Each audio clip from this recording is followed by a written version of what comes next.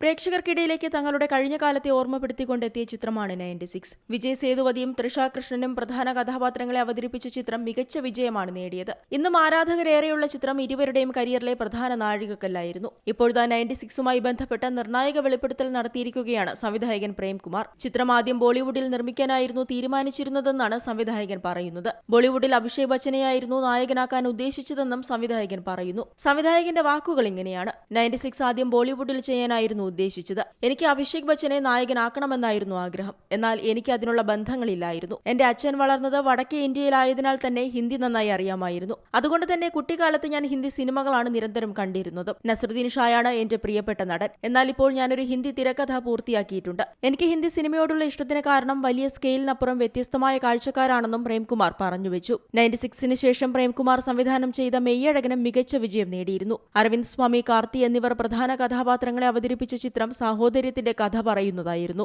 കഴിഞ്ഞ വർഷമാണ് ചിത്രം തിയേറ്ററുകളിലെത്തിയത്. മികച്ച പ്രതികരണമാണ് ചിത്രം പ്രേക്ഷകർക്കിടയിൽ നിന്നും നേടിയത്. Entertainment desk, Zee Malayalam news.